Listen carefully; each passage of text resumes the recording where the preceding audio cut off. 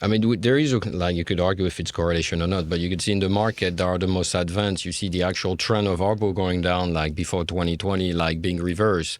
And then some of this is because you do like bigger service bundle, because you move up at the tier and you say you get more throughput, more capacity, so more mobile broadband for like more. In terms of actual offers and monetizing on service differentiation, I don't think we're there yet. I don't think that's been kind of like at scale. I don't think we've seen like big differences in this. And I think that's an important admission.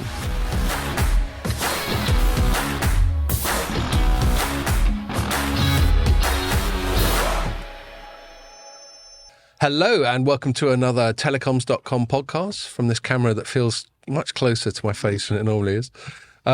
This is our first one back in the studio since we're at Mobile World Congress, which already feels like a lifetime ago, doesn't it? Yeah, it does feel like a long time. I think we both spent that weekend just sort of whimpering and healing, didn't we? We had what did we have? We had on a Monday we had about 3 a.m. finish. Tuesday was about 2 a.m. and then Wednesday was about 5 a.m. wasn't it? And then we had to get on a plane at midday. Yeah, that was a long day because I've been up since 5 a.m. and then realised I hadn't slept for 24 hours. Right. And then we had 2 hours sleep, I think. Yes. And then went to the airport. Oh, you've been up since 5 a.m. that morning, had you? Yeah. The previous morning. Yeah. I wrote a story, did 7 interviews, 2 podcasts, Go on. corporate dinner, and then went out drinking. So you are a legend. That's what I felt legendary at the end of that day, actually. Yeah. So before we go any further, and I'll invite we got a special guest, and I'll invite him to talk about World Congress if indeed you were there. So people, this is the joke. I said I was going to say it, and Pierre, when you said this joke at the end of the last pod, but I can't think of a better one. People are going to think we're in love. That's taken from Silence of the Lambs. Oh yeah, Hannibal Lecter says to Clarice Starling, people are going to think we're in love in a creepy way. But we've got Ericsson on again.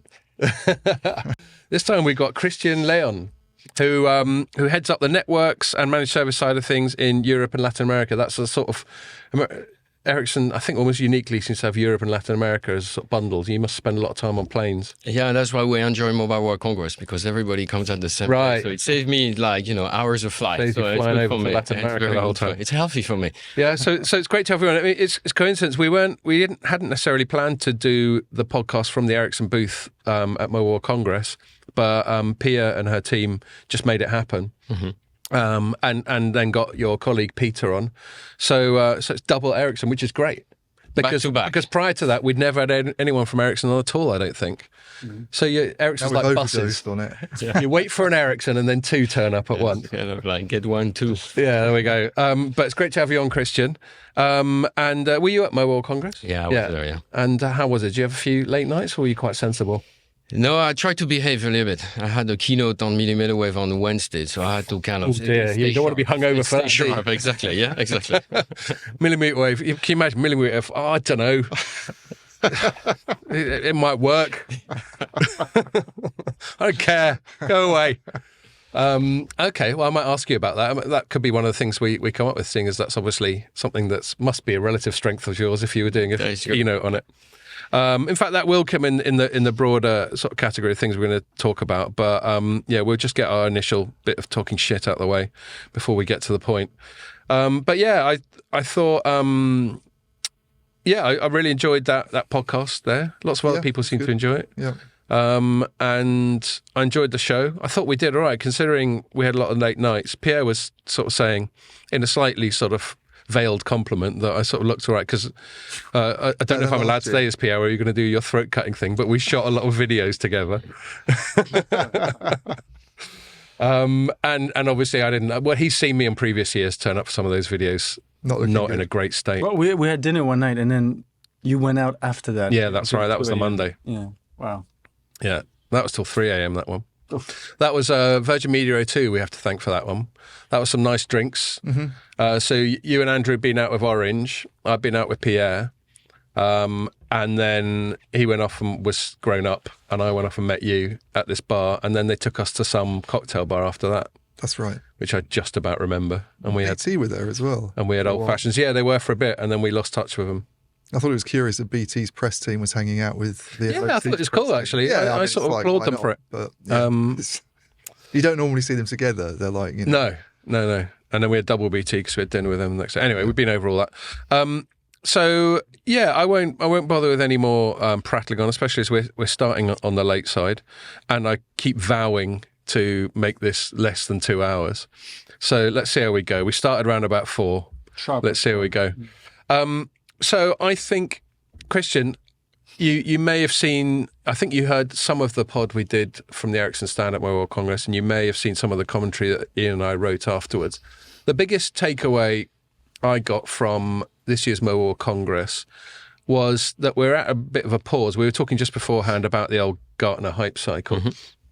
We're at a bit of a pause. It's not necessarily a criticism of anyone, no vendor, no operator, not the industry, although I did write a piece last Friday where I spoke to someone on the operator side who didn't want to be named, who did seem to think that the operator side could do a lot better job of selling 5G, and we might get onto that. Obviously, you'll tread carefully because you're not going to piss off any of your customers. But yeah, I mean, my feeling was, okay, we've had 5G, we've had all the hype, which we always take a piss out of. We spent the last 5 years taking a piss out of the hype. And us journalists do have a sort of slightly antagonistic relationship with the marketing world, except when they're buying us drinks, of course, and then they're great.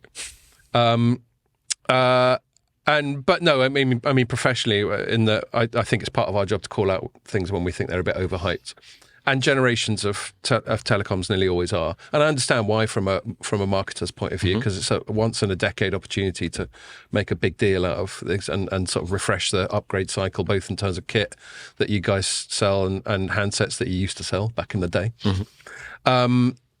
But so we've had that, and then obviously companies like Ericsson have sold a nice lot of kit to various operators around the world, and they've started rolling that out. But now we're at a stage where it's not being hyped anymore, which I think is good. This seemed like a relatively unhypey Mobile World Congress, but it's still not obvious how anyone's making any money out of it. So the operators have spent lots of money. The hype's other things now. The hype is other things. Yeah, well, we can get onto that. Yeah, But yeah, let's deal with the core sort of 5G side of it, and then I'll be very happy to go off on tangents about other stuff that people are going on about. But I guess the way I'd like to start off the conversation is to see whether you agree with my reflection from Mobile World Congress about how we're not quite sure where the return on investment from 5G is right now. You know, is that a problem? Just to tell me whether you agree or not on that. I don't think I agree, but I think a lot of 5G has yet to be built. I think a lot of 5G has been built in some part of Asia. A lot of this also in the US. A lot of 5G has yet to be built in Europe. So then coming out and saying it's not being monetized, but if it's not built, there's so when you say it's not built, I mean, there's various stages to it, isn't it? We had the sort of non-standalone and that sort of thing. Are you talking about radio core, everything? I think the amount of standalone 5G core that are out there are a few now. It's starting to pick up, but it's still like an anecdote, I would say, versus like the full scale. And then if you look at there are still countries in Europe without 5G mid-band spectrum. Like Poland, the Netherlands, there is still yet to be like some 5G spectrum. So if you look as a whole Europe, there is still a lot of sites that has yet to be built with like 5G mid-band and the full experience of 5G from a radio standpoint. Is that because of like countries like Poland or other ones that haven't exploited mid-band? Is that to do with regulators not having released this yet, or is it because the operators don't see? No, this one is pure. There is no spectrum yet, so that will come hopefully during the summer in both of these countries. But it's long in the making, and it's now we're like 4 years after the launch. Yeah, it's taking it's exactly so, and that's pure regulation like coming out and making the spectrum available. So if there is no spectrum, there is no chance to do it. Yeah, and then there is the other side of, even if the spectrum was made available 3-4 years ago, then it's about rolling it out. And not all the countries are at the same pace. So you see some countries, actually the UK are pretty far advanced. Yeah. But other countries are still like, in terms of pace of 5G mid-band rollout, 5G standalone, the actual like technology behind it has yet to be deployed. And why do you think, because it sounds like, you know, they're a long way behind. I think you were saying the US is even better on that front in terms of rolling out mid-band, but certainly I guess people would cite somewhere like South Korea as being a leader in this area. But why do you think it is that the countries that do have it haven't really exploited it? Well, I think if you look at statistics, there is probably less than 25% of the population today in Europe having a coverage of 5G mid-band. If you take those similar statistics In South Korea, it's probably 90%. In the US, it's probably 70, 80%. So that's kind of like the range and the gap. You're saying the US has 70-80% geographical coverage on 5G midband? Population coverage. Population coverage. Yeah, because you can't go and like the white zone, that's a different... No, like, just, there's no reason I to thought go I clarified. 5G midband there. Yeah, fair enough. Yeah. But then another reason why it's low, I think there is also the aspect of... the overall market in Europe is very crowded in terms of like competition. So that it's like investing into 5G, building a brand new network. It comes with investment, and then if it's like hyper competitive, then it's difficult. Yeah. So it still feels to me, I'm saying this partly to challenge you, because obviously you're going to push back a little bit, and rightly so, and I could well be talking shit. It wouldn't be the first time. That a lot of investment is required, and it's back to my initial point, and the return on that investment, it feels like a bit of an article of faith. It feels like a bit of a build it and they will come. Whereas with 4G, I think perhaps because we'd had the first go at mobile broadband with 3G. Mm-hmm. With 4G, I'd imagine that an operator could see the monetization. They could see how they'd charge people for sort of metered data or whatever. Put yourself in an operator, as I'm sure you do. Yeah. Put yourself in an operator's point of view. Where are they getting the money from? All the return on the money they're spending with you. Yeah. Just one thing is, if you look at the pace of 5G rollout versus 4G, it's actually 2 years faster. Right. If you just look at the pace of adoption, the number of subscribers, and the pace of equipment rollout, it's 2 years faster on 5G but again, than 4G. Some of that would be down to non-standalone, wouldn't it? So you can have a subscriber, but as I think you just said yourself, that's not proper 5G, is it? Non-standalone. But, it's one piece. That's one leg. To be real 5G, you go standalone and you cut the 4G leg, and then you have the full capability and all the slice and the service differentiation. But we're not there yet. I think that's the other aspect. Then on your comment, going back to your original question, is you were on the Ericsson booth, I think. If you look at the use case, like the cloud gaming use case that was on the booth. Yeah, we covered that one with the differentiated type of services. So if you have let's say quality, guaranteed quarantine, it's in terms of latency to avoid the jitter. Then you start linking, it's okay, I could actually pay for this. At least I could pay for this. I'm not a gamer, but then the other example that was on the booth, which was, I think it was Teams, professional Teams. So you go and you subscribe and say, okay, now I have an important business call to take. And you get guaranteed latency, you have guaranteed, I would say, quality of service. I can see the use case and the differentiation behind this. Yeah. But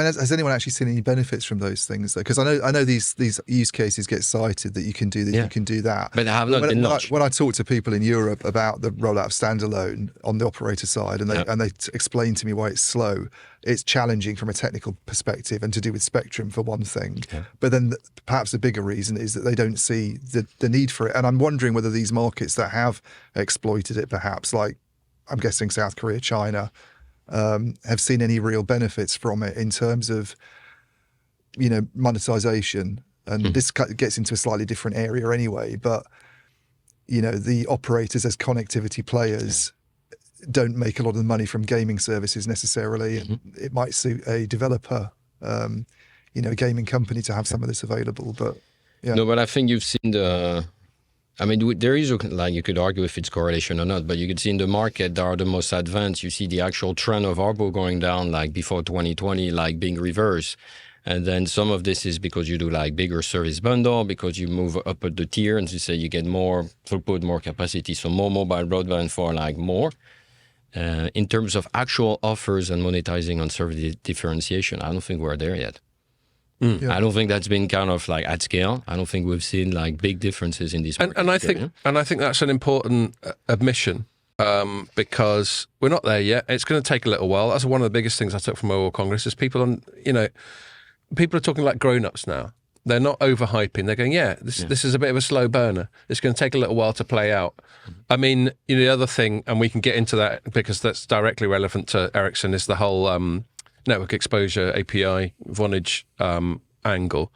But that's another one that strikes me as a real slow burner. When Boyer and Co made that decision to do your biggest M&A with Vonage, people like me and Ian, I mean, I won't speak for Ian, but I certainly wrote some sceptical things going, well, I'm not sure why you're doing this.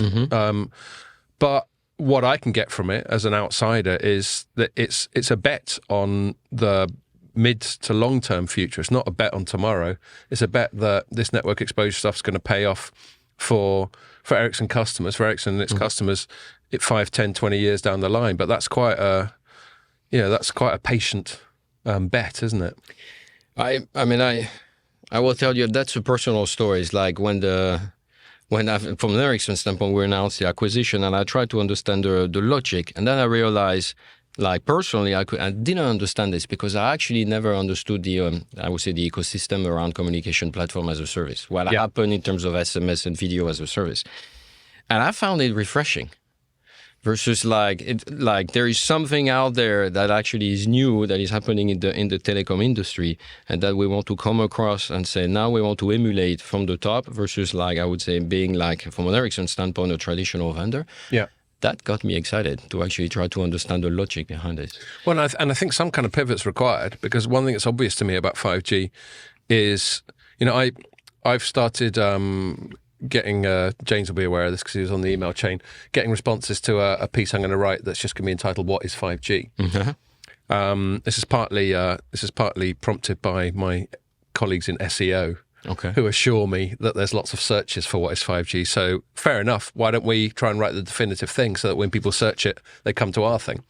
And I'm just getting various people, Ericsson, Nokia, Huawei, operators, analysts, and I'm going to collate them all.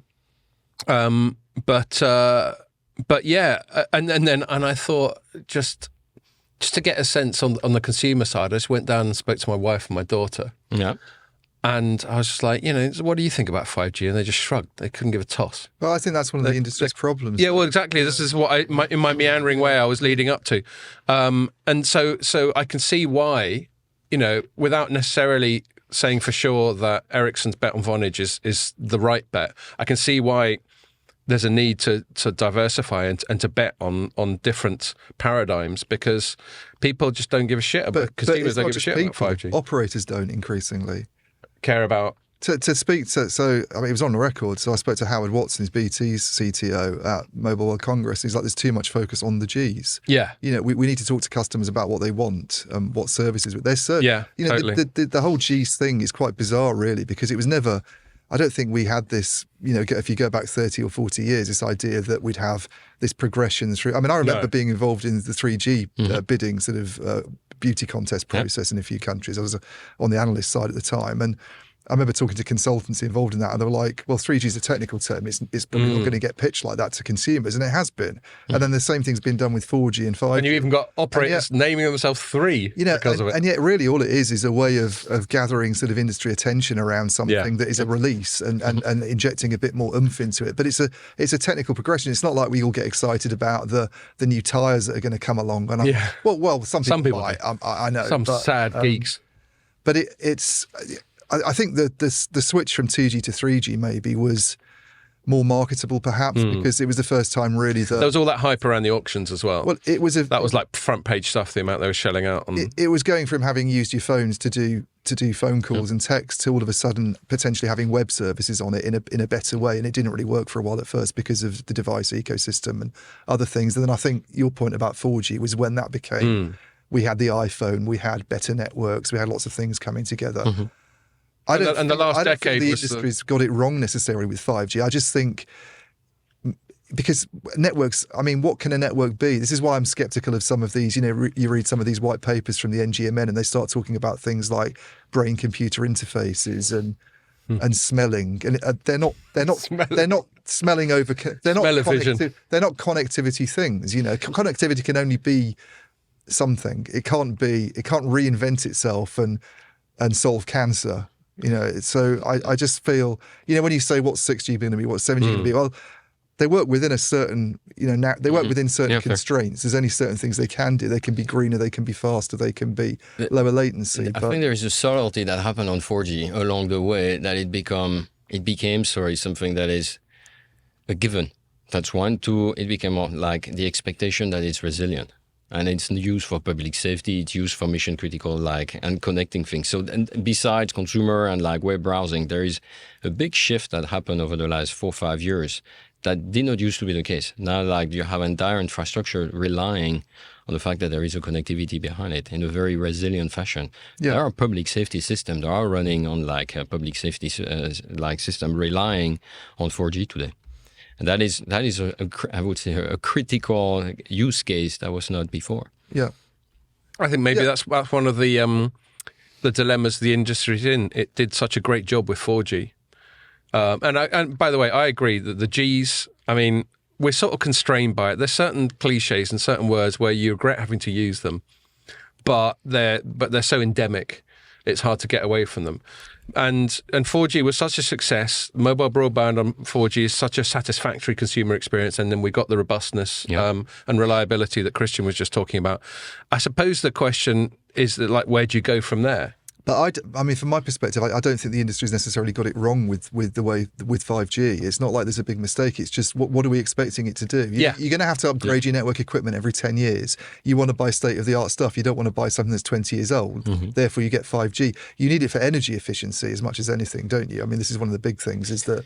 That was actually a big theme in Mobile World Congress. Like, if my own team, we did some analysis. If you have equipment out there that is more than 8 years old and you go and refresh it, you like for like. If you put more capacity, that's different. But like, you save typically 50% energy. Yeah, like for like.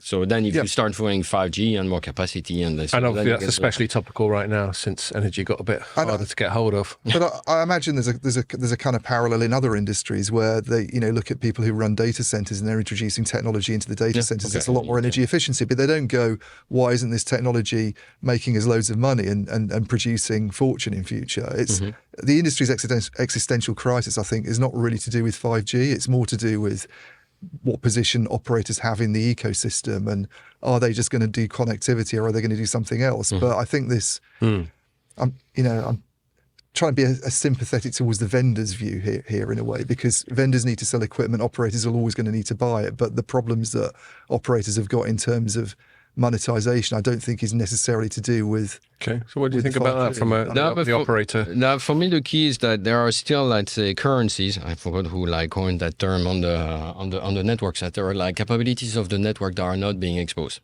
We're taking this as mobile broadband, so it's perfect for streaming. So you go and you can you get a big pipe and then you stream it. But there are other capabilities. Let's say lowering the jitter, so that you actually have a guaranteed time where the information is going to show up, coverage, guaranteed coverage. So these capabilities is not that's something that I think can get monetized. So each of those in place, I'm not necessarily trying to pick holes in it. I'm just trying to interrogate it. The jitter one. So I did that demo on the Ericsson stand, and we wrote it up, and it corresponded with a press release that we covered, and with a cloud gaming company called Black Nut, I think they're called. Yeah, it's a funny name for a company, if you ask me, but there we go. Creates all sorts of bizarre images in my mind. But yeah, the only thing I was trying to work out, and this could be a failure of my own imagination, and it could also be, here am I. You didn't think the iPad would take off? Yeah, exactly. I've got plenty of fails in the past where I went, You're iPad. not the only one, by the way. iPad. That's just it's just a big iPod. What's the big fucking deal? I mean, I still think, obviously the bigger deal in hindsight on that has been the iPhone. But yeah, it has been, definitely. There's plenty. There've been plenty of those that Pierre's always kind enough to highlight on the pod. But so it could be a failure of imagination. But you say, okay, jitter. I'm not aware, but then again, I'm not a sort of fanatical gamer. I'm not aware of jitter being a problem in my life, a pain point, to use corporate speak. Yeah. But is that like ping? No, it's the fact that let's say it's in pure technical term, the packet that you're expecting to receive is showing up within a bounded latency. So it's going to show up within that time. Why? Because if it's pure streaming, like Netflix, for instance, it doesn't matter, because you have big bursts of traffic and you upload in advance, you download in advance. That's not the case, because here you constantly go up and down. But if you're in congested area, back to your question. So let's say there's a lot of people doing the same thing. Yeah. You're in Paddington train station and you actually want to go and play. Right. Likely you will experience some jitter. Yeah. And so the question is, okay, how do you solve this first case in, let's say, like crowded space? I suppose so. And it's the total available market I'm thinking of. Yeah. This comes up, we often take the piss out of like VR as a use case that's often used for 5G. And we always think it's a bit misguided because, those people who are going to be using VR headsets that are wireless are going to be doing it in a quite constrained environment, probably on Wi-Fi. The amount of people using virtual reality on 5G, like walking around the street and bumping into lampposts and getting run over and that sort of thing. But that was the use case in the UK like 2 years ago, where it was a utility company going out and like identifying where the pipes are before you go and dig a big hole in the street. Well, that's where case for VR. Yeah, that's a good. So that's where there are many more use cases. Yeah. And we throw words like killer app out there, and I did like in the questions I'm asking people about this 5G thing, I've deliberately thrown killer app out there in the knowledge there isn't one, because I want to see how people respond to that. And it's a cliche as well. I don't think JIT is a killer app. I mean, JIT is something that could make your killer app better and make it work. But one of the issues I've got with these network functions that are being exposed is, I still think we don't really know how monetizable some of that is. Whether there is going to be a stream of money, and some of them don't sound. They almost sound like the things that people were talking up a little while ago to do with network slicing. Now, maybe there's a crossover, but when you talk about things like quality of service, which is one, and latency, they were things that a year or two ago people were saying, well, we'll have slices and you can guarantee something and do it that way. And now it's all of a sudden it seems to have gone to APIs a bit. The other question for me is, because I did talk to Vonage about this a bit but I didn't actually ask them this question. It's one of those questions you go, I should have asked that afterwards. But if we're talking about this quality of service feature a lot, and I was thinking, well, it's a software API, but nothing's going to make up for a broken base station or a spectrum constrained operator. Surely if you get those things right, that's going to give you the quality of service anyway that you need in a particular area. Yeah, but then you go back to, like, let's say you have a big pipe. Like, how do you split that pipe? So that goes back to technology is a slice, fair enough, from a radio standpoint. So if you want to guarantee the jitter, you still have to manage the quality of service throughout the end-to-end from a radio standpoint, from a core standpoint, and then you still have to slice it. Yeah, okay. That's the underlying technology. So the APIs wouldn't do away with the need for slicing; they would. No, the slice is like, in a way, what you like. It's the way you actually fulfill the need on the network side. If you go and you put a QoS like APIs out there and say this specific use case for BlackNet, and I need a specific QoS, quality of service, then you actually fulfill with a slice in the backend. Yeah, that's the underlying technology. But I think that's besides the point. The point is what is it that you expose? What is the capability that you want to get paid for? Yeah, that's something I'm still. Again, this could be a failure of imagination or abstract reasoning or whatever on my part. Trying to work out what network exposure actually means over and above what we have now. So obviously, app developers have some sort of access to the network, so much as, if an Uber app, it's baked into Uber that's going to have access to the network. But that's not what we mean by network exposure, is it? But that's with the idea of mobile broadband. Yeah. Essentially, there will be packet that will be carried across the network at a certain time with a certain amount of throughput, but nothing is guaranteed. Right. Yeah. In general, it works. That's kind of with some level of coverage. Then the idea is are there things in there that are more critical that actually could get exposed? That's kind of the idea. So then saying it's like a common pipe. So the network exposure and the network slicing / quality of service thing, they're sort of part of the same big picture. Yes. Right, and people can tap into it, and with some of these capabilities that 5G brings along, especially standalone 5G with the 5G core, they can then tap into these different sort of features or subsets of the network and do bespoke things. Correct. So that's the way you actually, it goes back to fulfillment of the request. And then you actually and then the business idea is that, say, a gaming company might pay, it might pay for those features, basically. So it pays Vonage, actually, pays a kind of platform. Yeah. And, and then the money filters down. Well, that's what the BlackNet thing, when I was saying I can't imagine myself just on my phone just going, all right, here's a tenner to make sure that I can have a better gaming experience. And then the consumer, no, but the companies. Well, exactly. So it'd be more likely that the business model was pre-consumer. Yeah, I mean the example that was given to me by Vonage, it was Savinay Berry who I spoke to. He was pretty senior, but he gave the example of like someone on the road having to make a call to a doctor, like a telehealth consultation, video based, and then it cuts out because you've got quality of service issues, and it's a critical conversation. Your time with the doctor is important, and then the doctor they go and complain to their telehealth provider, and the telehealth provider, and apparently discussions have gone on anyway. Sort of wrote it in the story, but they'd be willing to pay a bit of money for access to this sort of, if they can get access to these core features that mean that's not going to happen, then they pay a bit more money. They pay a premium basically for it. And that's where the monetization comes in, is a premium they're paying. So that's how it's supposed to work in theory. Yeah, and so this is where, when I'll write sort of things like what's the point of 5G, and I'm begging the question rather than saying I don't think there's any point to it. A lot of the point of it is just harder to get your head around. That's the real thing I took away, and this is as much a challenge for us as journalists as it is for people within the industry.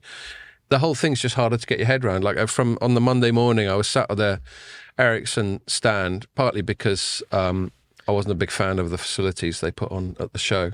And Ericsson stand. Outside coffee was good, yeah. Exactly. I don't know if you like the special. Oh, did you see that thing I wrote? Yeah. You enjoyed. So that's what I was going to mention. My coffee metaphor, which I'm not going to claim is the best metaphor ever, but it occurred to me on a Monday morning in Barcelona. But yeah, it was just the bewildering choice. That was why the metaphor occurred to me. And that's it. We've got all this choice, all these things to get our head around. It actually means that people like me and Ian have got to do our job because it's not easy. We've actually got to know some stuff and use our brains when we're writing these things, which I don't necessarily regret, except if I'm feeling tired and hungover in Barcelona. But yeah, that's part of it. It seems to be mainly a B2B offering. There isn't that much I could say to my wife and my daughter last night when they were going, I don't care. There wasn't much I could say to them to say, well, this is why you should care. But they might feel the benefits down the line. That's the idea. They wouldn't pay for it themselves, and explaining all of that to them would be very confusing. But at the end of the day, if you are on one of those calls and it doesn't cut out, you're gonna feel better about things. Or if you're a gamer and you're playing Fortnite and you get to shoot the guy first because you haven't got problems with latency and jitter, then. Well, my daughter, who's addicted to YouTube, the moment that would cut out, I'd know all about it. So yeah, I mean, do you agree with my generalisation there that the 5G, at least as it is now and for the foreseeable future, is mainly a B2B play? There may be a B2B2C thing, like Ian exactly. Was just that's the B2B2C. I think that's interesting. That's important. But I think the way you frame it at the beginning, which is like the age of maturity, and where like we passed the maximum of hype, and now we're like some of these networks have been built, and now we're starting to like the slope of enlightenment. The smooth, exactly. On the sort of standalone issue, because that's one thing you were saying is going quite slowly in Europe. But is it a bit kind of chicken and egg? People are waiting for something to happen, and then. Or because I'm trying to see whether it really is a service thing mainly, or whether it's to do with some of these constraints. People say, well, we need the spectrum we need to have kind of wide area coverage on 5G before we do it, because then you'll have gaps basically that you don't want. Exactly. You need to have a fair amount of 5G being built up on the radio side with contiguous coverage before you actually have a meaningful let's say consumer offer when it comes to standalone. Otherwise, you keep on falling in and out from 4G to 5G and then 5G to 4G. Okay. But I think we're getting there. So once you have I would say the entire city of London with full coverage of 5G with the mid-band, then you start having a way to have a consumer offer when it comes to standalone towards let's say a control environment, an enterprise, standalone. You have it covered to start with, so that's a different use case. Yeah. But for consumer standalone, you need contiguous coverage of 5G mid-band. Right, and then the other issue people talk to me about is this business of going with the core to a kind of cloud native core, and it's quite a different way of doing things from how they've worked in the past. But that's this is technology. So in a way, and for me, it's has nothing to do. Or it has the timing of cloud native and like changing the technology corresponds to like 5G, but it could like the same way we virtualize in the middle of 4G. I think it's just happened to be at the same time. Yeah, so now we're it's also not a 5G specific thing. It's just something people want to be able to take advantage of on the technology exactly. side. It's just like the technology is mature enough that now we can go with containers and we can deploy cloud native and bare metals and all of this chain of innovation that is coming at the same time. Yeah. Yeah. And do you think, I mean, in terms of the progress, because when I spoke to you about this specific topic about Europe sort of lagging, it was probably 2 years ago, but first time we talked about it, I think it was like Europe is at risk of falling behind. That's right. The second time was, I think Europe fell behind. Yeah, exactly. And now it's a long way behind, or? No, I think by, I guess the way I see it is that you start seeing like slow and steady, but it actually is happening, and then you have like a few countries that have yet to start, and that's kind of the way I see it. So you actually, it's not the same kind of picture that you're looking at for Europe. So you start seeing like two different pace. Right. Could you give us any sense of the geography? Is it like Western Europe versus Eastern Europe, or is it not as simple as that? No, it's not as simple as I think if you look at the UK, if you look at France, the Nordic countries, I think the pace is like it's happening. I think there is actually a fair amount of 5G midband that has been deployed in the UK, for instance. I don't think that's the case for other countries. Yeah. Yeah. Is that just competition driving that, or once you get the spectrum available, then somebody else starts to do it? Then the question is like, are some of these markets, I would say, hyper competitive, and then there's a tough case to go and invest. Yeah. Yeah. No, there's a sweet spot, I suppose, because you don't want no competition, and then people just stick with the same thing they've had, but you don't want 10. Yeah, that's the idea. As a consumer, is like then you might benefit from, let's say, a lower monthly bill, but then you don't have access to a great network. So, and like, which one do you want to pick? So I guess that's what you're referring to. Yeah. Where do you want to be? Yeah. Yeah. Do you spend much time thinking about? Well, I'm sure you do, but whether or not you're prepared to talk about it now is another matter. We'll find out now. The issue of sort of competition law within Europe. Let's exclude the UK, because obviously, famously, we're not part of the EU anymore, for which I'm partly responsible. Okay. But I mean, I wrote a few things in the last month or so, partly speculative, just about where Europe might be going. It seemed to be warming to the thought of greater consolidation, both within countries and cross-border. And there was one thing where I actually remember we spoke about it on the pod, I got a comment straight from them about how they seem to be implying that they imagined this Europe of the future with just 4 or 5 sort of mega cross-border operators. Mm-hmm. But, I've certainly heard Boye Ekholm, CEO of Ericsson, talk about how, correct me if I'm misquoting him, how he'd quite like Europe to chill a little bit. That's obviously not a direct quote. On that and let a bit more M&A happen, let a bit more consolidation happen. And I can understand the vested interest on the part of Ericsson, because obviously some of the economies of scale that would then be enjoyed by those operators, they could then spend on lovely shiny grey boxes that you sell. One of which I was picking up on. Great. Yeah, exactly. They are. Well, they're always very light, though. I feel for you, pull your back. Yeah, for your colleagues on the marketing side, when basically what you're flogging is grey boxes. They're not the most photogenic things. But yes, so I can see why Ericsson would have an interest. But what are your thoughts on that? Do you think it would be better for the industry on the whole in Europe if there was a bit more consolidation allowed? But I think the background is that if you look at the telecom industry in Europe, the return on invested capital has more or less been like negative over the last few years. Yeah. So if you then compare with other, I would say, geographies where you have less, less players, and you see this the other way around. And there is actually a correlation with 5G being built up or not. And also the end user experience in terms of let's say peak throughput and latency. So the actual network, how it's being built. So that's the reason why I think, I don't know what was the quote from my CEO, but that's, I think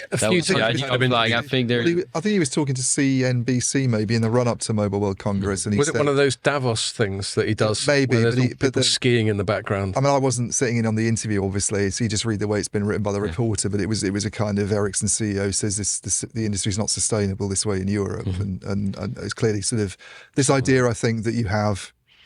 I mean, I find this notion of cross-border consolidation a bit odd, to be honest with you, because if you had 4 or 5 big groups across Europe, you'd still have 4 or 5 people on the ground. I think you want really sort of, I mean, you're comparing Europe with countries that have 3, essentially, aren't you? In the US and China, 3 very big operators with huge scale economies. But also the fact is, in any one busy area, you don't have too many players, basically. So I think that's a tension they have. I was speaking to someone. I was speaking to an equity analyst who I think I might have mentioned anonymously on the pod before. He didn't want to be named. They're quite shifty, these equity analysts. They like to keep their names out of the headline. But I got the impression from him and from my own research and reporting that there's basically 2 key decision makers within the European Commission that don't necessarily see eye to eye on this. There's Margarita Vestager, who I can't pronounce the name either. Yeah, she's Danish. I don't know. John Strand will tell me whether I got it right or not. And she's the one. She positions herself as pro-consumer, so she sort of wants there to be quite a lot of competition. She wants low prices. She's wary of consolidation because she thinks that will lead to less competition and higher prices. And then on the other side, there's Thierry Breton. You two can both tell me how I've done on that one. With a Thierry Breton, innit? And he's a bit more pro-consolidation, a bit more pro-business. I mean, that's obviously a very binary way of putting it, pro-consumer or pro-business. It doesn't have to be either or. But I get the impression that there's a little bit of a battle of wills going on between them and their cabals within Europe. But yeah, I mean, do you have a feeling of whether you wish there was more consolidation allowed and how that would sort of manifest itself? Do you think there's an optimum number of operators within a given territory? I think I can't comment on the EU. No, but I think what's interesting is there is the case of the announced merge between MásMóvil and Orange in Spain. And I think that's a very tangible use case. Let's see if there are specific remediation that will be like. Well, actually, there was. I think Reuters was reporting that they're going to have a closer look at that. Yeah, but that's a very kind of. If you want to count points, that's the way you could do it. Yeah. But it's funny because these things get talked about at a very high level in the EU, and you feel that the telco bosses have gone and spoken to Vestager or Breton at a meeting and had some positive feedback, but then it gets looked at by a local authority or people further down, and they do their paperwork on it and say we're having another look, and then when they do get allowed, like the merger in Italy that happened a few years ago between I can't remember the names of the companies now, Wind and Wind3, Wind and 3 producing Wind3 or Wind3, but then they go, well, as a remedy, you have to go and sell some assets to the most aggressive player in Europe, and then kind of worse off. Yeah, and then the industry's worse off. So I got a feeling, I don't want to put words in your mouth, that the Ericsson collectively would be quite happy with something like a sort of 3 operators per country where they could invest more. I think that, like, if I were to answer, is the way I think about it is that we need a healthy industry. Yep. in terms of the operators, and right now it's not a healthy industry financially. Back to the comment that, like, if you aggregate the return on invested capital, it's negative over the last few years. And that's years. Especially so in Europe. Yeah, specifically in Europe. Yeah, specifically in Europe. Specific. And so the point is that if one lever is like through consolidation, that you actually can create scale and like a healthier industry. But Barclays did a report last year where they looked at return on capital employed against weighted average cost of capital, and the only market I think in Europe that was positive was Germany. Mm-hmm. Interestingly, the only 3-player market in Europe. In Western Europe, they were looking at the big Western European countries. It's the only 3. It's becoming 4-player, but the 4th player isn't getting very far at the moment. So, I think it's also because you have a lot of MVNOs as well, isn't it? I guess in Europe, I mean, some markets are sort of awash with MVNO competition to an extent that I don't think maybe you see in some. I think that's a fair comment. I think it's not just the amount of let's say physical network; it's also the number of brands and MVNO that are working on top. I think Spain is a specific example. Yeah, I've heard that said before. Yeah. Actually, it occurs to me while we're talking geographically, you've obviously, as we were just chatting about, you have to fly over the Atlantic a fair bit. I don't know very much about the Latin American market at all. Although, believe it or not, I was born there. I was born in Chile. Oh, nice. And I lived in Argentina until I was 5 years old. And then I came back to England and forgot all my Spanish. And then once a year in Barcelona, I sort of try and it's all right, but it's it was my first language. It's certainly far from that now. But so I've got a soft spot for Latin America, and I've got family out there as well. But I don't know much about it. Okay. What do you want to know? Well, so let's start with what we were just talking about in terms of the overall market dynamics.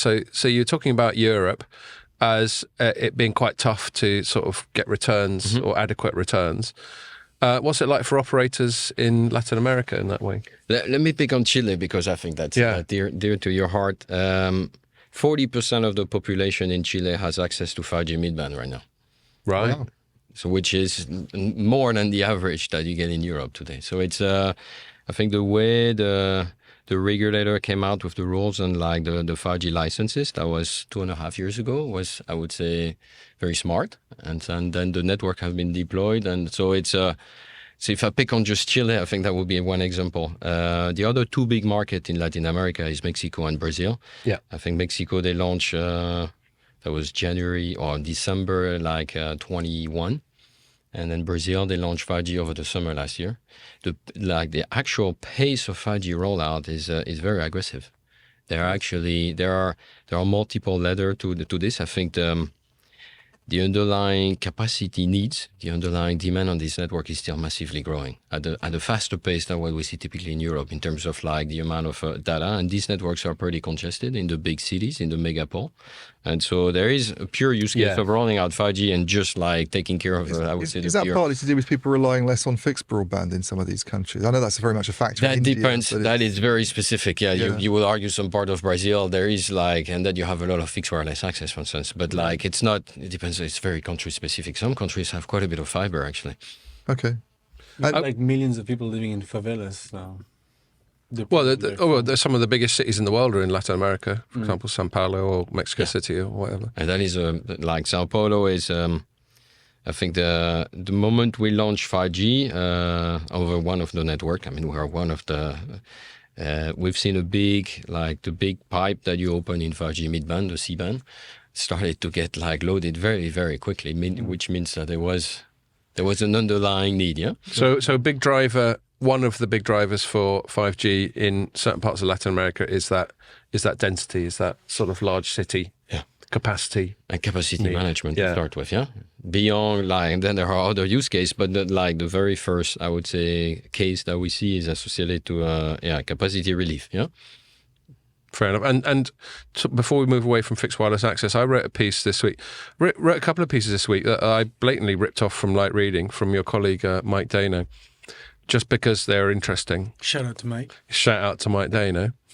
And one of them was just, the reason I bring them up is they had a surprising amount of traffic, just because they were like little 5-6 paragraph jobs, took me about an hour to write. But sometimes you just whack those out and they get more traffic than something you spend days over. It's a weird paradox of being a journalist.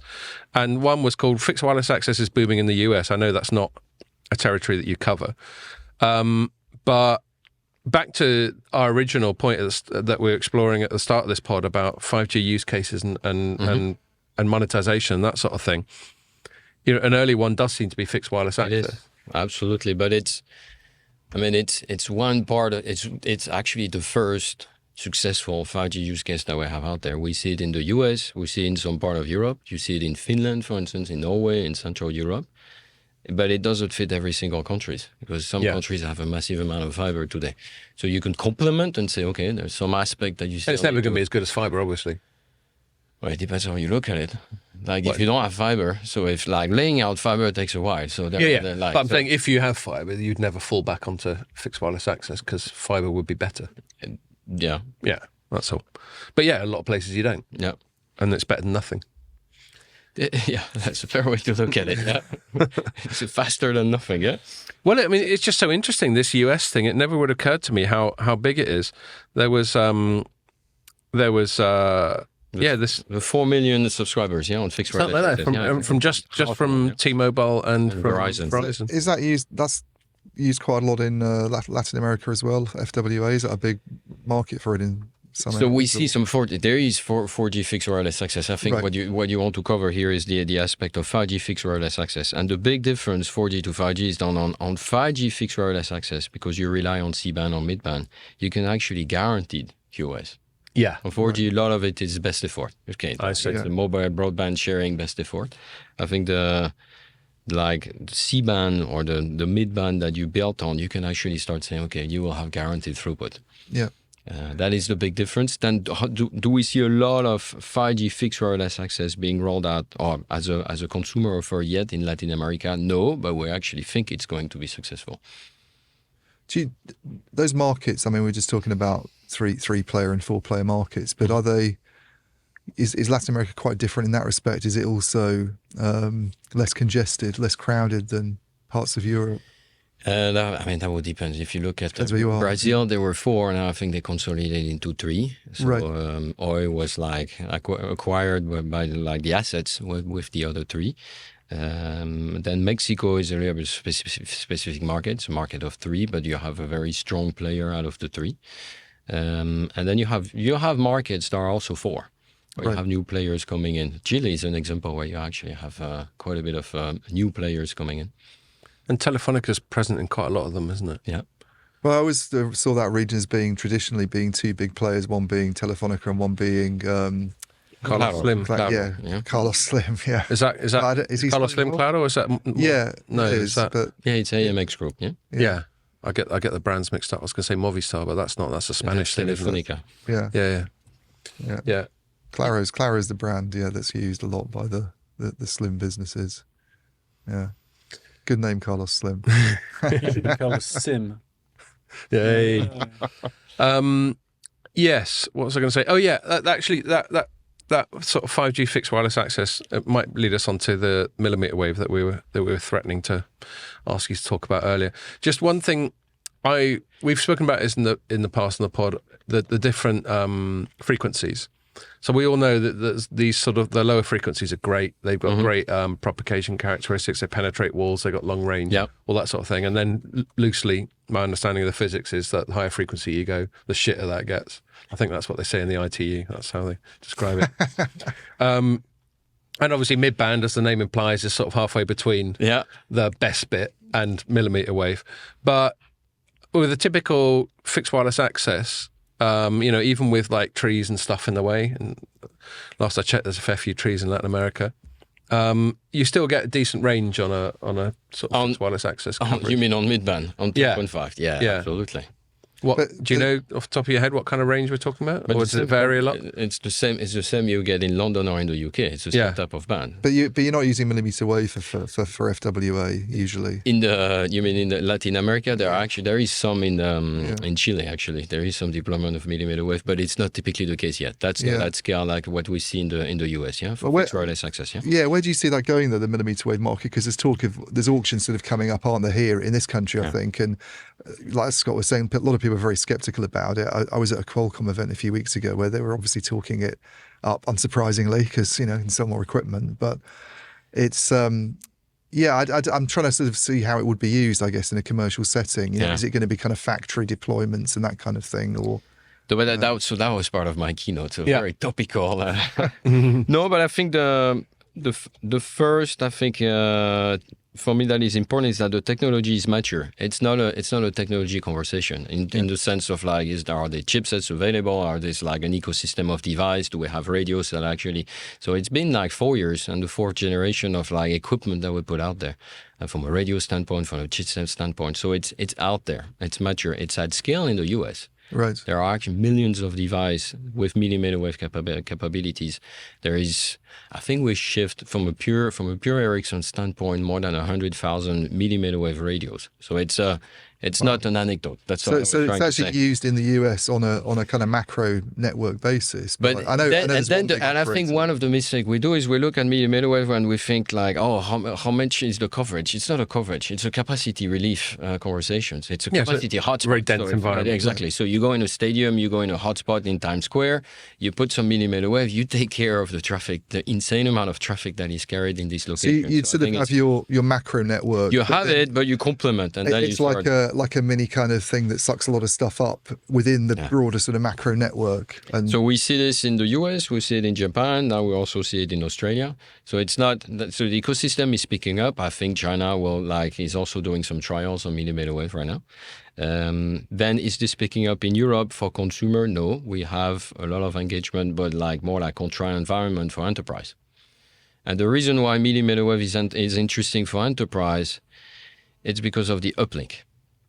So if you think like you have for people like Pierre, you have like 800 uplink his video, upload his video. So one of the Yeah. cases exactly is like media production, and like you actually want to move a huge amount of traffic up, and then you have 800 megahertz or like a gig of hertz available, and then you can change the pattern. You can say instead of going 75 downlink and 25 uplink, you change it. You say 75 uplink. That's a huge amount of traffic that you can move up, and that gets interesting for the enterprise, for like stadium, and you have media coverage. So is that something you reckon professionally, Pierre? If you had the ability to sort of pay, let's say for the week you're in Barcelona, to pay for a much better, much fatter uplink pipe than you normally get, that would definitely be a useful thing. But Because the fines are like 1 gig and it's like... Yeah. I find uplinks a problem generally, even on fixed networks. Like my wife was trying to send a video to somebody, like just sort of WhatsApp it, and it's like 2 minutes maybe. And it just it wouldn't go. And it ended up getting run through WeTransfer, I think it's called, that compression app on it. And I was sort of thinking at the time, that's a fixed line thing in the house because we're on a BT connection and it's Wi-Fi, but we were going to talk about these later releases, I think, as well. Is there something in? We can get onto that now. Yeah, these later. We're an hour in. These standalone. And I'm saying an hour and a half, so we're 2/3 of the way through. But these sort of 18, 19, By the way, 20 or whatever it's going to be. This is professional love. Ian didn't buy any beers, and I'm giving one of mine, everyone. I just want you to know what a great person I am. Sorry, Ian. No, I was just saying, is there anything in those sort of later stage 5.5 or whatever they're going to call it, advanced 5G, that might help with some of that? So you don't need to wait for 5.5 to start shifting the TDD pattern. So Right. it's like how much you go up and how much you go down. And that's the TDD pattern for midband. You actually can start shifting it today with the current release. So you don't have to wait for release 18 and 5.5G to start doing this. So that's Right. something like, well, you were on our booth. So we're showing on TDD millimeter wave 2 gigabit up by just shifting the pattern, actually shifting the pattern. So it's not. I don't think it's a 3GPP release challenge by itself. But it's something the operator has to do, is it? But you need to then so design and flexible deploy your network where you change the pattern. So that's like right now we think it's going to happen first on millimeter wave because of the uplink capabilities, yeah? But it sounds like a good feature if a consumer could do it, if they had the sort of flexibility to sort of press a little app button and all of a sudden I can free up some capacity and send something. I mean that to me is an example of where you get sort of network monetization potentially. I'd be. But go back to your example of augmented reality. It's super hungry when it comes to the uplink. I mean, that becomes like becomes quickly the bottleneck. Because you've got to keep telling the network what you're up to. In a very, exactly. So a lot of things will happen. And you process and you use the network to do a lot of processing because you don't want to have big bulky device. So you actually rely on the compute at the edge to actually go and then you bring it back. And so that requires a lot of uplink. Honestly, a lot of the network have not been designed for the uplink in terms of capacity for coverage. Yeah. But like the capacity has been managed from a downlink standpoint. I guess with millimeter wave, that's why it'd be useful in. I mean, one thing people tend to do in stadiums at sports events is they take little video snippets, don't they? Or they take photos and they want to send it to their friends, and all of a sudden you've got a huge amount of uplink traffic. It's trying to. Actually, it's amazing. You remember I spoke in the probably the preview pod where the night before I'd been to see Gojira. It's a French metal band. Yeah. Who? They're called Gojira, which apparently is Japanese for Godzilla, yeah? Okay. I mean, I don't know. What sort of music do you like, Christian? I actually like English pop, so that's kind of English like pop. Right, well, this is French metal. Exactly. So you're going the other way. You're sort of going past each other on the channel tunnel. Exactly. Something happened along the way, yeah? But, it's pretty far from the Spice Girls. I'll put it that way. I'm not saying that's your favourite thing, but you said English pop. Yeah.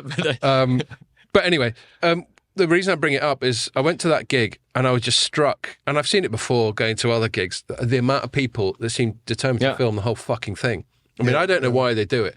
You'll take the odd clip and you've got to have one just to show everyone that you're having a better laugh than them. That's basically what social media is all about, isn't it? Well, I've been at tennis matches where people don't watch the match. They watch it through their phone. Match, and I'm like, But you didn't really watch anything. You could have been on. Which comes with the use case of all this augmented reality that I think Verizon was showcasing some of these cases for the Super Bowl, where you start like imposing like statistics, and you go on to do some replay. You want to have a different way of looking at them. So it's Oh, they had that in Qatar as well. Yeah. during the really? The World Cup. We don't talk about this World Cup. No. Hey, you lost. This You is lost. a sore point, yeah. That's not So let's talk about Argentina. Yeah, I mean, so do we imagine? So here's a quite, back to the use case thing and the killer app thing. And I know I use killer app in the knowledge that it's disingenuous and reductive and too simplistic. But what we're really looking for is not necessarily a killer app in inverted commas, but an obvious use case. So we've got fixed wireless access. We've got a lot of the stuff that we've been talking about so far, which is largely a sort of B2B play. Mm-hmm. And then another one that gets chucked around quite a lot is this sort of VR, AR thing. Do we imagine, and obviously we all appreciate that VR, which is fully immersive, you have to do in a very constrained environment. Mm-hmm. But the further ahead sort of utopian use cases, glasses like ones I'm wearing, but with some kind of connected heads-up display or something like that, and everyone's just walking around seeing things through the eyes of the goddamn Terminator. You're looking forward to that, are you? Well, I'm not sure, because I think it's very distracting.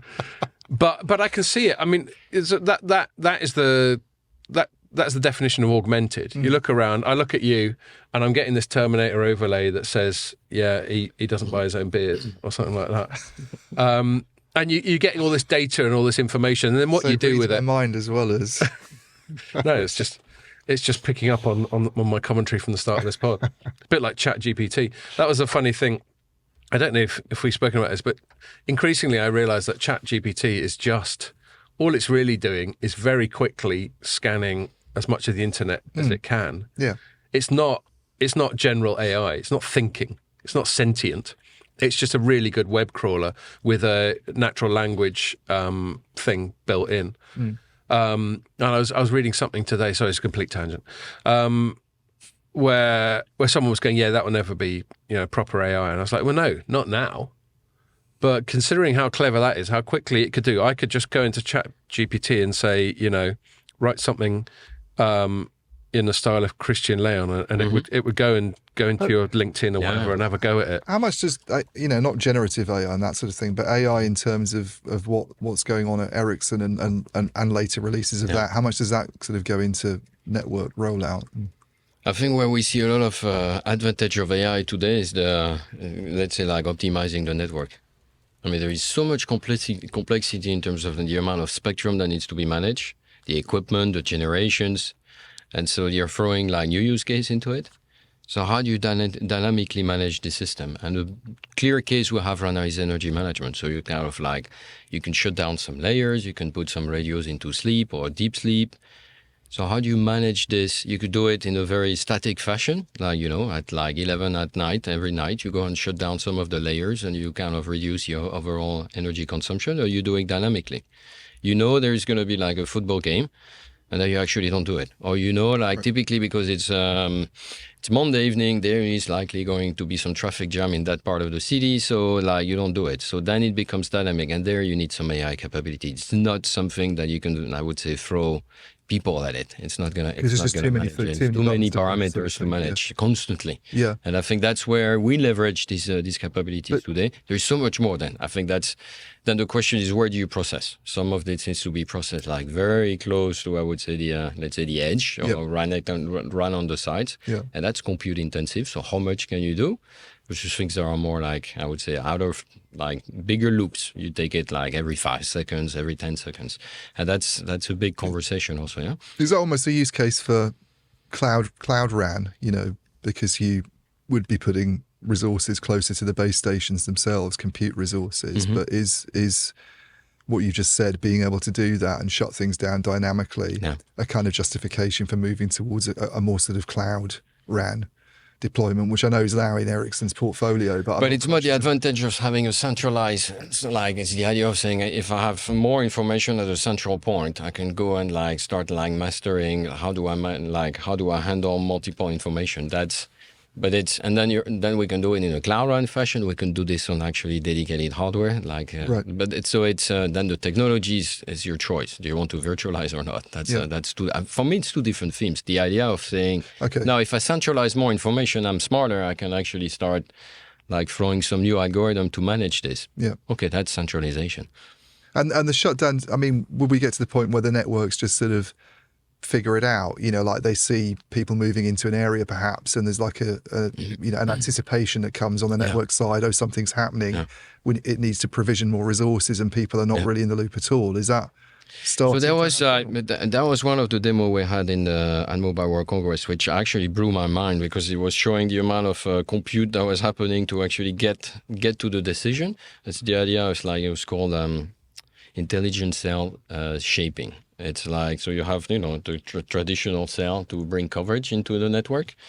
And then if one of the cell gets congested, I don't know, at the end of the movie theater, everybody goes out in the street, the rest of the network actually detect it. And because now you have massive MIMO radios, so you're actually able to change the pattern of the cells. You go and say, oh, there is new users here, you go get it.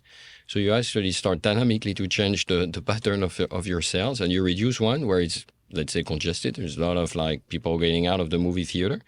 And then the other radios go and fetch some of that traffic. That is very compute intense because you really need to dynamically understand what's happening to the traffic. So this sort of capabilities comes with advanced algorithm. It's that's not a technology we could have done 5 years ago. That's one thing I'm getting from this conversation on the whole about getting back to my, what's the point of 5G thing? We're back. You can always count on me. You can always count on me to sort of drag it back to words of one syllable. Yeah. Like Ian, God, when we were in Barcelona, there was a lot of stuff coming out about Cloud RAN, vRAN, that sort of thing, and Ian was patiently explaining it to me. It just wouldn't stay in my head, and sometimes I just have to bring it down a few levels intellectually so that I can get my head around it. But with 5G. But I'm also trying to sort of collate and recap on some of this conversation we've had because we covered a lot of stuff. This sort of network dynamism, this network flexibility, this ability to do lots of different things that we couldn't do before strikes me as an absolutely sort of cardinal part of it. And that's where the AI plays into it, because to be able to do that is actually really fucking complicated. But also I guess with if things go the way that we've been told with IoT and things like that, we get a lot more connected devices coming on as well. Then there's even more to sort of look after. Then you have more things to manage, and that becomes and these things behave very differently. You have things that are very intense uplink, very intense downlink, or bare minimum connectivity. So you have to manage then. It's a very different type of behavior from this device. Yeah, is more of this stuff sort of built in, because this is going back to what else is in 1920 releases 1920 whatever, just before we get to 6G, but is some of that some of this comes built in, into exactly. those? Then you start there is for instance I think it's really 17 this non-terrestrial network where you also cater from satellite extra coverage. So exactly, so how do you cater not so coverage conversation at that, but there are that's advanced 5G or 5.5G. Is the idea is how do you throw more use case and complexity into the system, and what are the capabilities of the network to cater for it? What's that going to mean for all these satellites that are sort of being put up at the moment that don't have that kind of, because they're not sort of standardized at all at the moment, are they? It's like if Apple, who's got this deal with Globalstar, wanted to move to another provider, it's not an easy thing to do because it's a completely different technology. But it sounds like when NTN, I think it's just referred to as NTN, isn't it? In the standards, when that actually becomes a thing and people start to develop technology, satellite technology that's compatible with that, it could be quite disruptive for the existing kind of satellite ecosystem at the moment. But I think I know people aren't going to sit around and wait to do things. No, but I think what's important is when it comes to satellite is the laws of physics have not changed. You still need to kind of propagate a signal from a satellite down. So I think what's interesting is when you're low of orbit, it's not that far when you think about it. So you still have a chance to get the signal with a decent latency. Part of the point, isn't it? Yeah, that's part of the point. But having a mobile use case where you actually are moving, first, the satellite is moving really quickly. I think line of sight of a lower beat satellite, I think is 2 minutes. Right. It's moving really quickly. And then if you're also moving, then it becomes a very complex system to fix. And then there is also, it's still the same idea. It's like you have spectrum, so you need spectrum. So which spectrum do you use? And a lot of the spectrum is already used for mobile broadband, like within the existing operators, and you can't interfere with the system. Yeah. So I think for rural cases where there is, let's say, no use of the spectrum or in the middle of the ocean, why not? So I think it complements very well. I think the idea of like, this is a way we're going to bring like coverage in a city. I don't see the rules, like the laws of physics have no chance here, yeah? Yeah.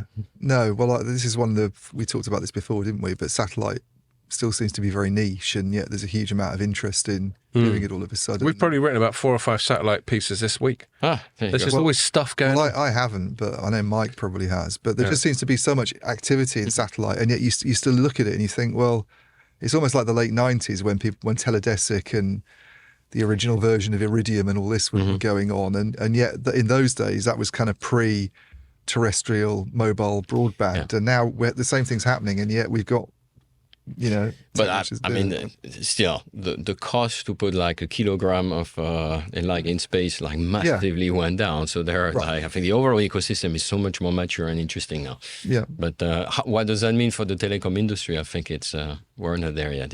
Yeah. Yeah. I can't imagine sort of Jeff Bezos' satellites providing a kind of global service to people in cities and replacing operators doing terrestrial stuff. But I don't know. Maybe it will. What was I going to say? Yeah, so I think I'm getting a lot of what I wanted from this conversation in terms of what's the point of 5G. And I mean, we need to talk about what the point of 6G is now. Yeah, we could get onto that. Yeah, certainly. Before we move on to that, Ian, you were at the start when we were saying what were some of the themes coming from Mobile World Congress, and we've generally sort of focused on 5G, but you had an idea of some other stuff. In terms of hype, I mean, I think there's always hype there, but I don't think the hype was around 5G this year. What was it? I mean, last year the hype was metaverse, I think, for me. There was a lot of talk about the metaverse. You even had like people like Telefonica putting on displays, and SK Telecom is like a good sort of measure of what the industry's kind of, what its little kind of, what the zeitgeisty thing is, because they have this huge display given over to something. I mean, I thought this year maybe there's not as much, but there was a bit of on AI. I talked to quite a few operators about generative AI, and how they could take advantage of it. And what does generative mean as a qualifier for AI? Well, that's ChatGPT. Oh, okay, right. Yeah, basically, and the underlying model, which is what, GPT-3 or something. Look, man, as long as it starts stalking you and saying that you don't love your wife, they've got some work to do on it. But it doesn't look good on a stand. You can't put you can't do a generative AI kind of display. So SKT, I think, has sort of got around that by putting on one of those huge gyrocopter things that flies itself, and everyone just took photos of that instead. Yeah, it was like a representation of kind of AI. But there were quite a few operators I talked to who were on about, and also on the public cloud side, talking about things like what's it called, GitHub Copilot, which is like that's based on GPT-3 as well, but that's like a software writing. GitHub sounds like a get-together for not very pleasant people. Yeah, well, GitHub Copilot's like a software writing AI. So it does what ChatGPT does, but you say, I want you to do this program in this language with these restrictions using these libraries, and then it kind of does that, and the programmer is not as involved in the process as he was. I think you still need to understand what you're talking about. You can't get Scott to do it, or me, but... I'm the one who doesn't understand. So but so I think there was a bit of hype around that. I'll tell you one thing, and actually this does bring up a topic which won't necessarily be comfortable for you, Christian, but Open RAN. I was actually struck by how, and again, we have a tiny little snapshot. It's a huge show. You're just one person walking around speaking to the fraction of people there that you can. But I just didn't get the sense of there was much going on about it. What about you? And did you get much? I mean, I talked to a lot of people about vRAN, but it's not quite the same thing. On the Open RAN, strictly Open RAN side, I mean, there were a couple of announcements, but I think the industry's gone through it's not been a great time for it, perhaps. I mean, I know a lot of the analysts are still saying, look, it's going to be this percentage of the market by the late 2020s. Yeah, it'll be a thing. It's a bit like maybe what I was talking about with 5G, where it's a thing, but it's a bit of a slow burn. I think it's going through a more difficult phase. I mean, in the immediate run-up to MWC, Deutsche Telekom came out with that white paper saying it's going to be harder to do this at scale than we thought, essentially. That's not quite how they put it, but you read between the lines. And I think there was a white paper from Europe's telcos as well saying similar things. People are pointing out the challenges more still, it seems, than before they're going to use it. Before I ask you, Christian, I should frame it why for our audience, if it wasn't obvious, why I would have said it might not be a totally comfortable subject for Ericsson. It's only because one of the stated reasons for Open RAN is to open up the RAN, which is a radio access network, and make it easier for people to not buy the whole shebang from someone like Ericsson.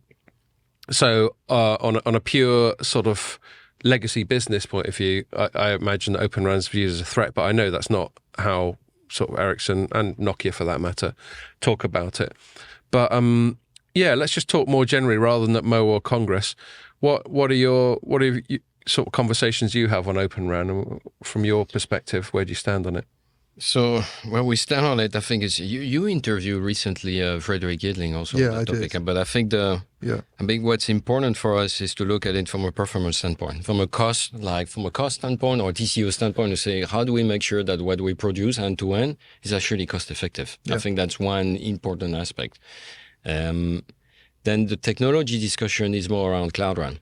Yeah. And the layer of like orchestration and automation that you can bring on top. I think it's interesting if you design your entire software, your RAN software stack in a cloud native fashion, and then you actually have a cloud capabilities and you can move it around and scale it or scale it down differently.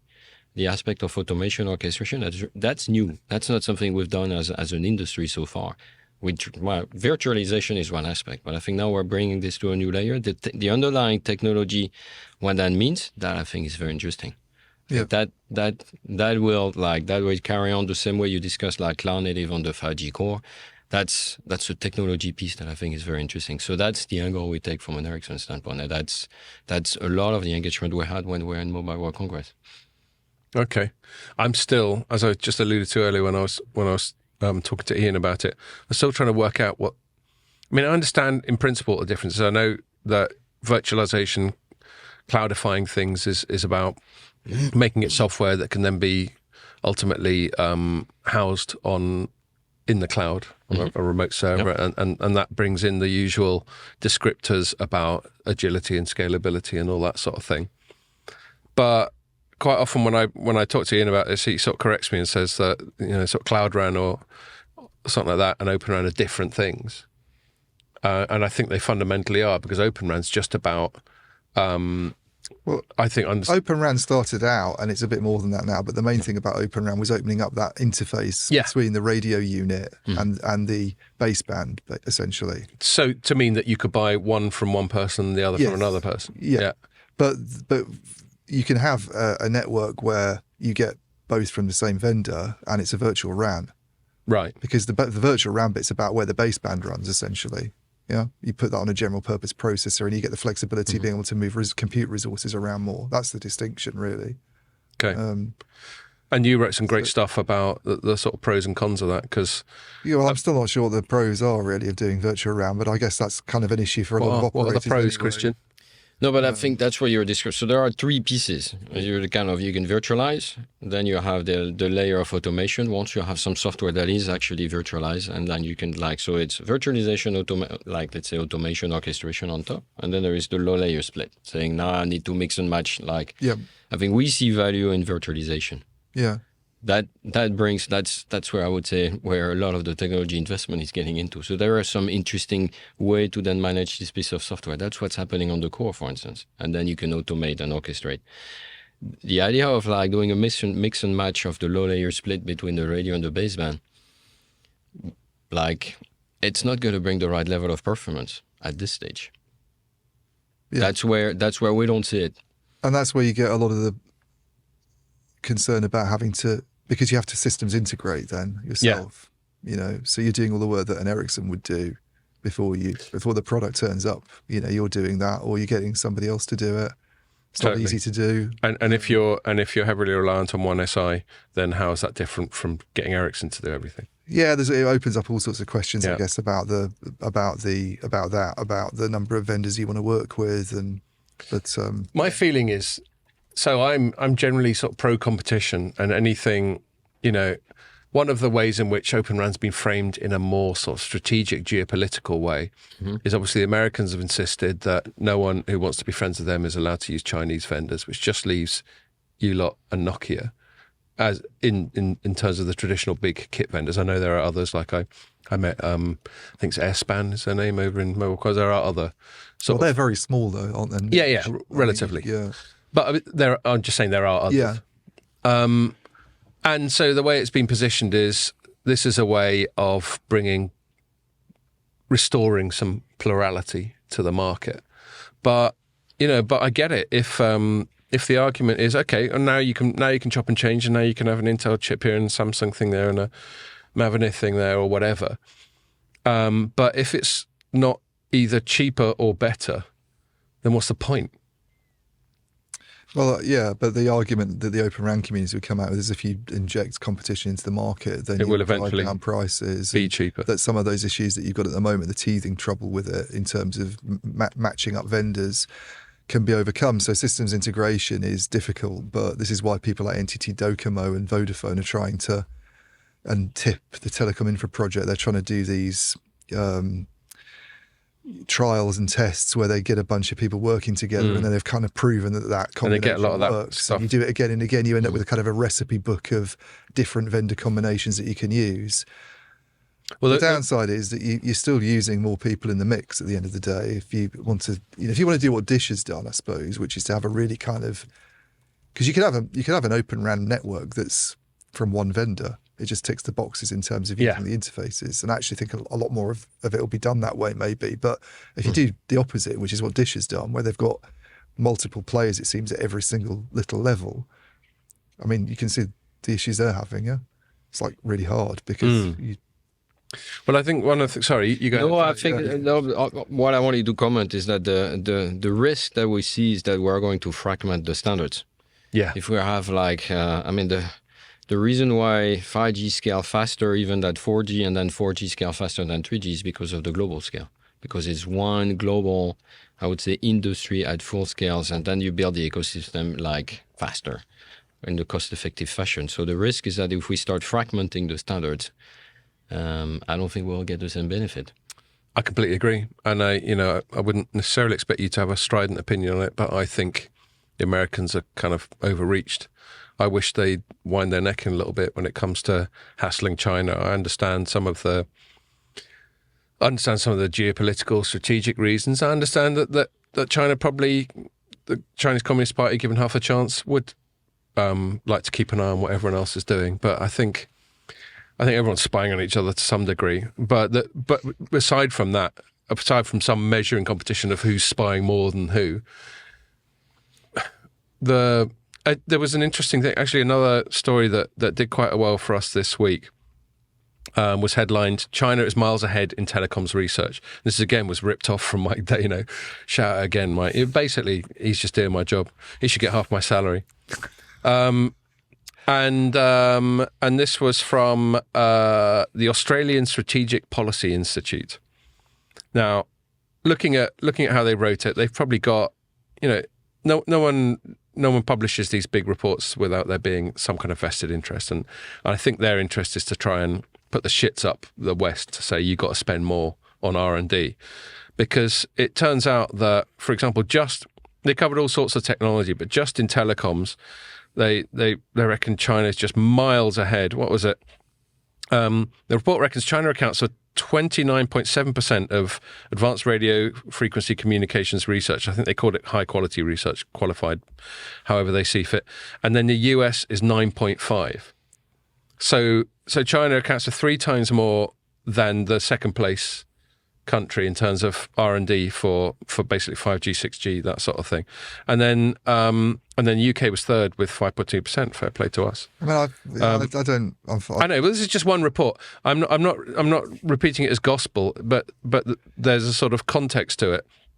And then on the optical side, it was 37.7% for China, 12.8% for the US, and 5.7% for the UK. The point is, and then the reason that made me think of it is the only ones where the US was on top in this whole table that I've got was things like chips.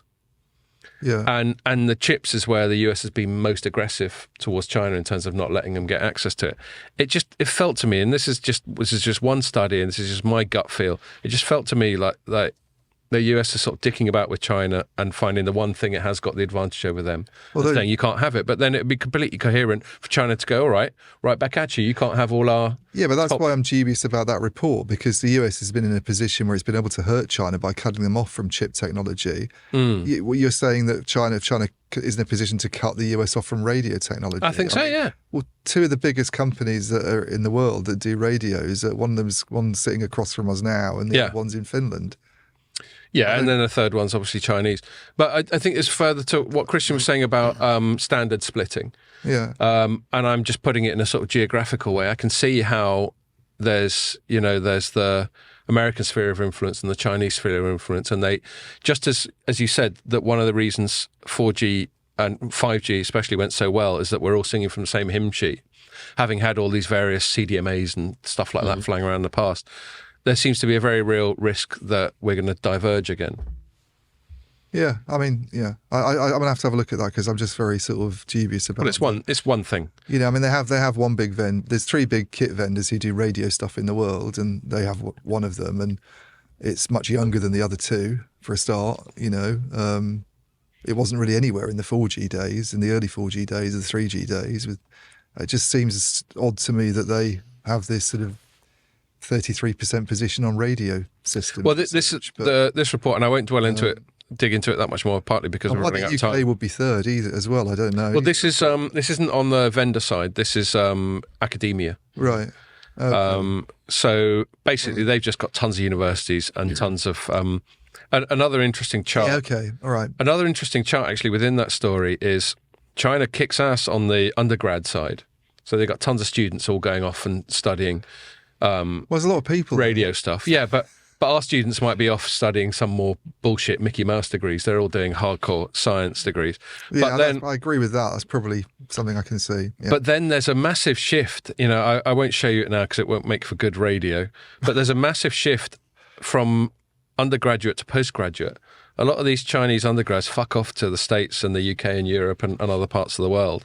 And it all evens out after the undergraduate side of it. So that's an interesting side. Right. I'll have to have a look at it. Yeah, I'll show you. It's interesting, and it got some traction. Okay, we're nearly running out of time. And just to sort of sum up, I'll sort of pass the ball to you, Christian. We didn't even talk about 6G. We haven't really spoken about 6G. I mean, we can go on a little bit longer. It's just my obsession with trying to be a bit more time disciplined than I have been. You know, the conversation we've had, is there anything you want to sort of sum up in terms of what our audience might take away from it in terms of the state of the industry right now, especially 5G and all that sort of thing? Over to you. No, that's let's say the illumination of me being in Mobile World Congress this year is like it's the first time I sat and I was looking at the entire technology piece, and it was kind of from a radio standpoint, core standpoint, orchestration, slice. Then you start seeing like this use case, the cloud gaming, and the need of this use case towards like, let's say, specific assets, and then the entire piece in the background that says like, how do we fulfill.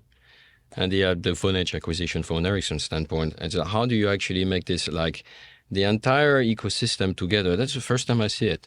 And I was actually very pleased to from my standpoint, to understand how we all gel together and then understand like there is something else that we're building here. That did not used to be the case, because I guess last year I was staring at my beautiful radio. The gray radios are very light. Yeah? No, but that came across for me. Like I personally, that came across. I managed to actually stick it all together. Yeah. Fair enough. And yeah, I think I got that. But it still feels like a slow burner to me. It feels like we're going to need to be patient. Ericsson can need to be patient. Journalists, operators, the whole ecosystem. That this is, you know, When I wrote my thing up afterwards, I said, you know, if we're still asking these questions in a year's time, then maybe we're in trouble. But I'll slightly retreat from that position, because I think to be patient, I can't just put a deadline of a year on it. And I can't have us expect that Mobile World Congress 2024, we're going to have all the answers. That's not how it works. But, I mean, there is some kind of time pressure, isn't there? I mean, we better, if we're still not sure in like 3 or 4 years, that's a problem, isn't it? But let's make sure we build it before we question if it actually can bring anything. Yeah? Yes. And build it means base stations, means core, means everything. Yeah. Cool. All right. Ian, have you got any last into 6G? Do we want to have a quick 6G? No, we'll have to do that another time. That's going to last. That's not going to be a. Well, that's not a whole podcast. That's a teaser for the next episode. Okay, well, that's probably a good way to leave it. Yeah. Well, you're obviously welcome back anytime. It's great to have you on. 6G. I think I wrote, or certainly on the podcast said before, maybe it was the one we had the preview with Dean, where I said, if you're talking about 6G, isn't that a bad thing about 5G? Like, you're already going past it. And I think Dean corrected me. He didn't agree. But it does feel like, people talk about football teams sort of looking past the next game. Mm-hmm. If we're talking about 6G here, still so early in the 5G cycle, that does feel like, I don't know. I don't think we're at halftime yet on 5G. So exactly. So do you think we shouldn't be talking about it at all? Do you think it's too early? No, but I think what's interesting is what are the new disruptive technology that are coming, and the fact that you tag it to a specific G, I don't think that's the point. I think what's interesting is what are I think in Mobile World Congress there were some energy harvesting capabilities on device. So you don't have any batteries on the device. Yeah, they actually harvest energy from vibration standpoint or from RF standpoint, and then start that was in the. That is interesting. Do you remember Ericsson had the 6G Igloo? Yeah, so Ericsson is perfectly happy to talk about it because you had a whole Igloo devoted. I didn't go into the Igloo, but I didn't really kind of get a sense of. And so there was in there. There was that one thing that energy one. I can't remember exactly what it was. The whole thing feels like a blur to me now, but. Just this sort of ambient energy harvesting, just getting it, like we've had watches for years that just keep going by kinetic. By you moving your wrist for whatever reason. You can get that. Pierre's giving me a disapproving. Such a child look. I didn't say anything. No, I just inferred something. But you can actually get some energy just from the radio flying around. Not very much. But you can get some. So that was one of the things. And then you can transmit back. And then you can do something with that energy. Yeah, that's the idea. Yeah. Cool. So, I think that's it. When 6G comes up or later iterations of 5G, it's not the technology. It's like what problems we're trying to solve. Yeah. And what's the demand. Mm. It's not always obvious to me. Like there would be demand for, I don't know, whatever use cases we've spoken about. I suppose fixed wireless access is a more obvious one, but like the VR, AR, all that sort of thing. It sometimes feels, I think this is something I've used before, maybe in the last pod that we did from Ericsson Stan, sometimes feels like solutions in search of a problem, but maybe you look at it in a different way because you're talking to people all the time who tell you about problems they do need solving, and so you get a good sense of what the telecoms industry needs to do. But all I remember is on 4G we were asking us the same question, and then suddenly it came in, and then we realized I'm doing all of this because I actually have mobile broadband in in the ubiquitous fashion. The first time I used Google Street with the picture of the house I was heading into, I did not realize that I was actually enabling this.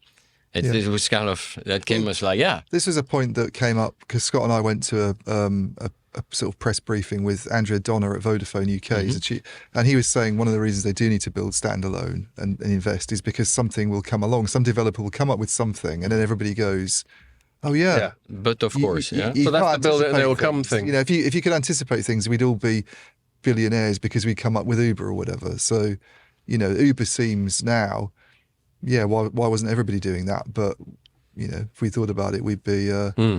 Yeah, so it's about creating the environment and having a bit of a bet, we've got to do that because, as you say, there's no sure things. Cool. All right. Well, I think we'll wrap it up there. That's not bad. It's an hour and a half, Pierre. I'm getting better. Philosophical note. Yeah. On that philosophical note, yes. Maybe I'll say something French like "que sera sera." That's Spanish. Yeah. Maybe I won't. All right, I'll leave it there. Thank you very much, Christian. Thank you for having me. Great pleasure. And thanks a lot for listening. Make sure you join us for the next one.